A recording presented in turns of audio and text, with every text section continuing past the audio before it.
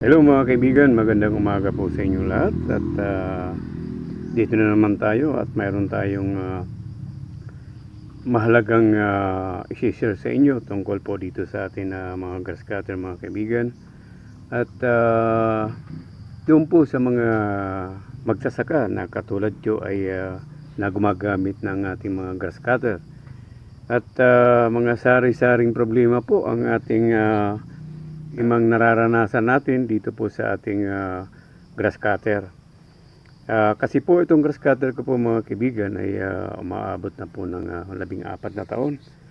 At sa awa ng Diyos, dahil ako lang naman ang gumagamit at ang nagmi-maintenance dito. At nakaraang buwan mga kaibigan, dahil nga ang nararamdaman ko nito ay mahina po siyang tumabas. At pag ginagamit ko ng mga isang oras ay namamatay bigla. Ang ginawa ko ay nagawa ko na po lahat.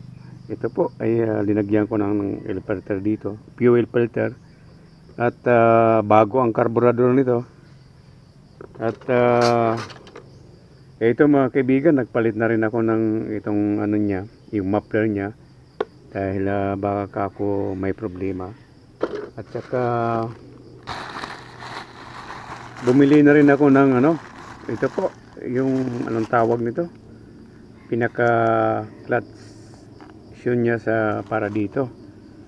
Ay binuksan ko ito, ay okay naman, halos magkasing kapal yung ano niya dito. Kaya hindi ko muna kinabit dahil stock yun. At ganun pa rin, pinaandar ko at ginamit ko, ganun pa rin yung ano niya. At mahina siya tumabas. Ang iniisip ko yung ito nga ang may problema. Kaya bumili ako at papalitan ko nito. Baka ako ay pudpud na ito. Kaya hindi siya mahina siya tumabas. Ngayon mga kaibigan, at kung kayo ay nakaranas ng ganito, ay wag nyo munang palitan kung alam nyo okay naman. Ang ginawa ko, itong takip, ito ay ito ay magandang eksperimento mga kaibigan. At hanggang ngayon ay hindi na talaga namamatay, tsaka malakas siya, parang bago din. At siguro hindi rin sinasabi ng mga mekaniko na ganun lang ang ang ginawa ko mga kaibigan ay binutasan ko ito. Ayan, yan, ito kung nakikita nyo, yung takip niya may butas. Yan. So, yan. Maliit lang siya. Parang ganito lang siya yan. Nakikita mo, maliit lang. Yung makakapasok lang yung hangin. Tapos mga kaibigan ay nung nilagay ko at sinubukan ko, ay sus, at ilang araw na akong nag-grass cutter, kahit abutan ng 2 oras, 3 oras, ay hindi po nagbabago yung niya, yung andar niya, at saka malakas, parang bago. Kaya ibig sabihin mga kaibigan, ito lang yung diferensya. Ibig sabihin, yung gasolina na nandito sa natin, sa tangke na ito, pag matagalan ay hindi siya pumapasok dun sa karburador. Kaya siguro mga kaibigan, at namamatay, tapos mahina yung niya, yung tabas niya sa mga damo, dahil walang hangin na pumapasok para yung gasolina ay pumasok dun sa karburador. At ito mga kaibigan, at papakita ako sa inyo, talagang maganda at madamo talaga yung marataas na yung mga damo. Ganun, balik siya sa normal na parang bago, malakas, at hindi na namamatay yung At ito, 1 click lang ito pag hinihila natin. Sa tagal niya ng ang mga kaibigan, ang mga karanas lang nito, yung mga may-ari nito, yung araw-araw niyang ginagamit, itong grass cutter. Ngayon mga kaibigan, ay simula nung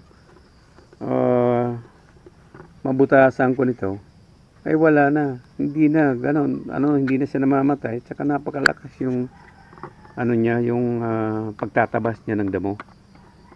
Kaya mga kaibigan, kung mayroon, kaya mga kaibigan, at kung ang yung mga grass cutter, ganun nangyayari. Alam ko, mangyayari din sa inyo ng ganyan dahil siyempre pag katulad ko na talagang gumagamit ng grass cutter, ay mararanasan natin yung ano ng epekto ng ating mga grass cutter.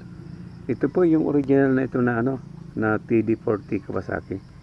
Isipin mo isipin mo 14 years na po ito at hindi pa po nadadala sa mekaniko at ako lang ang gumagawa nito at nanonood lang tayo sa mga tutorial at siyempre paggamit natin ang ating mga parang motor lang ay mararamdaman mo kung anong sira at magagawa mo rin ng diskarte. Ito lang ang pinakamabisang diskarte mga kaibigan. Kaya kung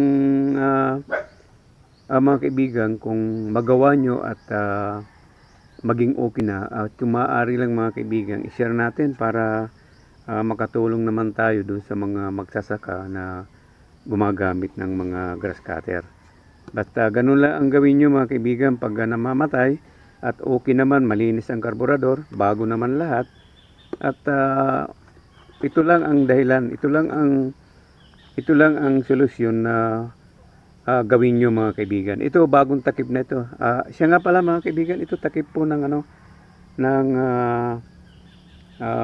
Yamalup para sa aking motor. Ay nabasag kasi yung ang stock na takip. Ito ang ginamit ko. At okay naman siya, kasya siya. Ayun, at mayroon siyang hangin na umaano talaga na yung gasolina ay dumidiretso po dun sa karburador pag matagal nyo nang ginagamit. Ayun mga kaibigan, at subukan nyo rin at ito okay na lahat. At sana mga kaibigan at mayroon po kayong natutunan dito po sa ating grass cutter. Doon po sa mga baguhan na kung maaari lang po ay pahingi naman po ng isang subscribe at pakishare na rin at pakipindot na rin po ng bell button para po lagi kayong updated sa lahat po ng aking may upload na unang bago kong video. Yun lang po at mga kaibigan, lagi po tayo mag-iingat. Katulad po ngayon at medyo makulimlim naman.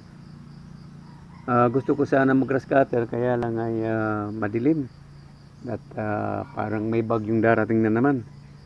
Ganun talaga pag dito sa Bisaya ay December hanggang January, February ay ganun talaga, maulan talaga. O sige po mga kaibigan, lagi po tayo mag-iingat sa lahat ng oras. Babo, God bless you all.